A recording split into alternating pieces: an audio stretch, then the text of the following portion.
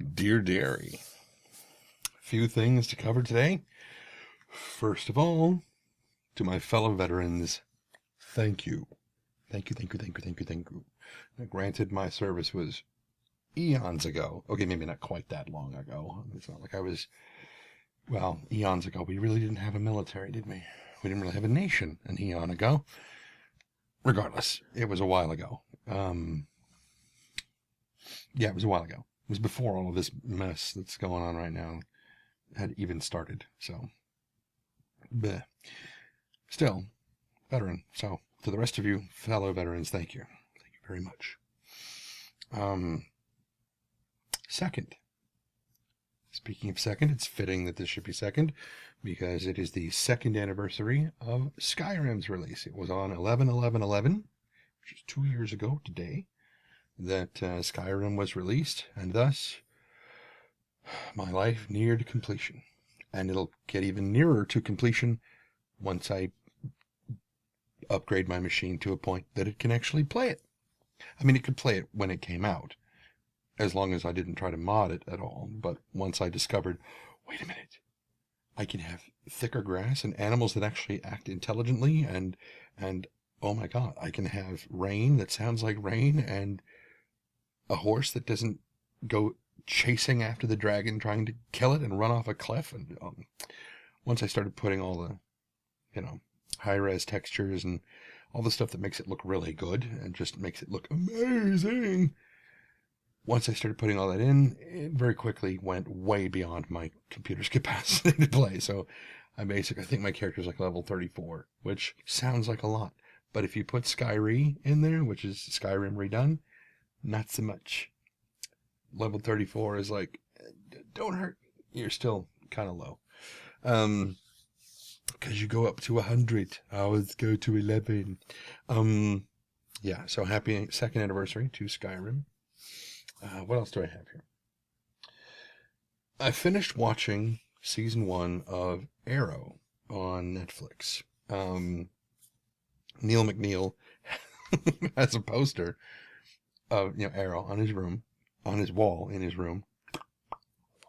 And I thought I was the only person who ever watched the show up until that. And then he was saying he's got a crush on, I'm like, good choice, because you're very cute.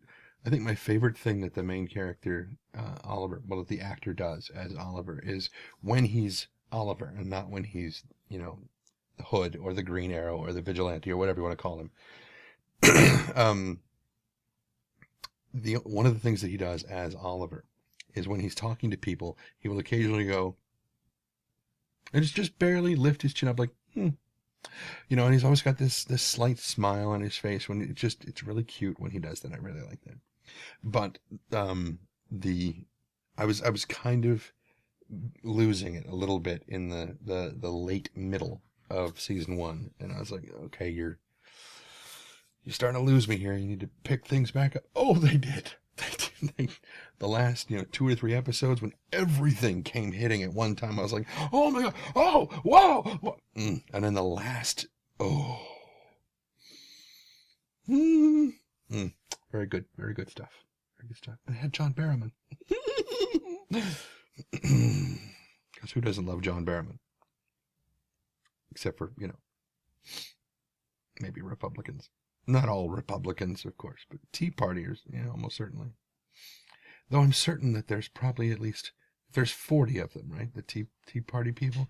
There's probably at least one, if it's a proper, if the gay ratio is 10%, then there's probably at least 1 or 2 who would secretly love to, meet up in some bathroom understall adventure with him. Maybe I shouldn't think about that too much. That's just getting weird. Moving on. Last thing, and this is going to be the longest part of this. So one of my absolutely fantastic viewers, Kevin,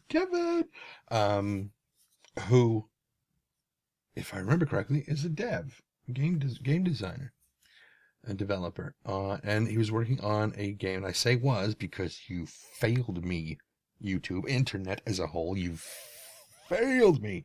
Or to put it in Arrow terminology. You have failed this city. There was a game, Unwritten Echoes of Twilight, which was on Kickstarter, and you guys didn't back it enough. Now, I didn't have any money, so we couldn't back it. Otherwise, I would have been like, dang it, I want to be that bear or the wolf, because they had this really cool anthro bear druid guy. Oh, God, he looked awesome. And also would have loved to voice that character, but apparently it didn't meet its backing requirements. So, second time around, and it better come back around, because I'm going to start smacking people if it doesn't. Better back this thing. Anyway, so, Kevin had replied to, I think, my last... He had asked, what had I eaten the night before that I had the dream with the robot chicken, Star Wars cafeteria thing dream. Amazingly, there really isn't a correlation to what I eat, to what I dream. My housemate and I were talking about that earlier today. What I eat doesn't really affect my dreams very much. Most often, I think that's partially because I don't eat and then go to sleep. I mean, sometimes I eat and I pass out, but that's not quite the same thing. Usually when I eat, I wait until I give time for everything to digest and move along before I lay down. I want to be a little bit, just the teensiest bit hungry when I go to sleep, because if I'm not, when I wake up, I'm freaking starving. I am so hungry that I feel nauseated when I wake up. I feel like I'm going to throw up. And so I try to eat and then give myself a good 3 or 4 hours before I go to sleep. Anyway, not what I was going to talk about. I told him earlier on Twitter that I was going to tell about one of the recurring nightmares that I used to have when I was very, very young. And it involved this witch who was chasing me all over the place. And she was constantly trying to stick a number 2 pencil in my navel. Always. Just trying to... It was going to... But maybe it was poison, I don't know. But she was going to torture me with this thing and kill me. Stabbing me in the navel. Not in the stomach. In the navel, specifically. And she's not going to do it fast. She's going to very slowly push this pencil. And every time I tried to escape, she would always find me. And so, this dream kept happening over and over and over again. And one day I was watching Sesame Street. This is obviously while I was awake. And again, remember, I was very young. And David on Sesame Street was talking to another kid on the show who was suffering from bad dreams. And he said, all you have to do is change the channel in your head. And I was like, I have to remember that. So the next time this recurring nightmare comes up and this witch is chasing me, I remember this. And I'm like, of course. And I reach up and I change, and the entire dream changes around me. And she's not there. I'm like, oh, good. And so I get involved in that dream. And then she shows up. And she keeps chasing me. And I'm like, oh no. And I change, and the dream changes, and she finds me again. And every time I change the channel, she shows up. She still tracks me down. Couldn't get away from her. Eventually, she wised up, and she saw what I was doing. And she bound my hands to my sides, so I couldn't reach up and grab a hold of my ear, so I couldn't change the channel in my head. I hate dreams that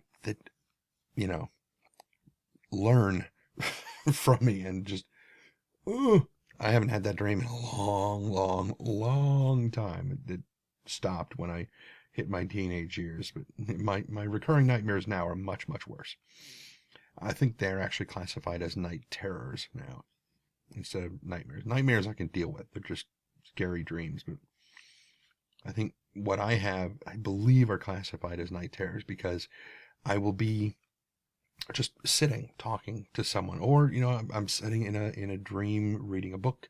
And yes, I can read in my dreams unless I remember the episode of the animated Batman series where, the Scarecrow was messing with Bruce Wayne while he was, and like he's reading a newspaper and everything's all jumbled up, and that's how he realizes he's dreaming because he said you can't read in a dream. Well, that was fine. And I was sitting, so as long as I don't remember that while I'm dreaming, I can read.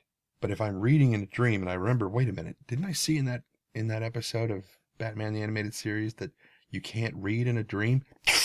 and all the text scrambles, and I can't read it anymore. I'm like, God damn you, Bruce Wayne. Shit. Now I have no idea what I'm... Anyway, so... Yeah. Anyway, so, sorry, Night Terrors. Got a little off track there. But I will be, just sitting in a perfectly normal... Maybe I'm sitting in a park watching birds. Or, I'm just dreaming that I'm driving down the street. Or I'm in the grocery store or something. But there is this overwhelming, and I mean overwhelming, pervasive sense of sheer and utter terror and dread. There is no source. I cannot determine what is making me feel this way, but it is absolute dread, and I am horrified. I don't know about what. I can't tell. I can't tell where it's coming from. It's just something is scaring the living shit out of me. That's what my nightmares are like now. There's no clear source. It's just something. I hate those. As soon as I started having those, that's when I started having panic attacks, I think. Which don't hit me very often. But when they do, they knock me out. I mean, yeah, not literally. But, I'll just be sitting there. And it happened once on... we're just all over the place today. The Ricochet Rabbit cartoon, 1980s, I think. Anyway, wow. So I was working on a kid's show, Adventures with Kangaroo. I think I've mentioned that before. And I'm standing there with the slate. I'm getting ready to, strike the slate so we can do the shot. And the director is like, okay, wait, hold the roll. And so they stop the thing, and I'm like, okay, fine. And all of a sudden, this, anxiety attack hits. And and I can feel it just starting to creep up the back of my neck. And the set artist, the set decorator, Jonathan, he was standing there, and he's like, he looked at me, he could see it, hitting me. And I was walking over to the thing. He's like, you're having a panic attack. I'm like, how the hell did you know that? He's like, I can see it. I was like, what does this look like? Oh my God. I didn't think anybody else would notice when it was, no, it's very clear. When it's happening, your pupils are like, and you're flushed and you're hyperventilating. I'm like, yeah. And I'm like, I'll be okay. Just give me a second. And I just kind of like crouch down and squat down and make myself curl up in a tiny little ball. I mean, not like laying on the side, not like in the fetal position, but I would just squat down and just be like, okay, and just try to collect myself and get past it and then stand back up and I'm fine. And it rarely takes me more than 2 or 3 minutes, but yeah, kind of crazy, a little bit scary. Here we are, coming up on 13 minutes. Ooh. So I'm going to let you guys go. And I'll talk to you guys tomorrow, which will be Tuesday, which is the day that we're going to be doing the StarCast, Star Citizen podcast. And we hit, I think, 27 million on the crowdfunding. So they released this new Banu, which is one of the alien races, spaceship. And we'll be talking about that and probably a whole bunch of other stuff on the thing. So definitely tune in. That'll be on twitchtv.com/geekdomo. Yes, Geekdomo. Anyway, link will probably be below if I don't forget to put it in. Right, 13 and a half minutes right now. Be careless.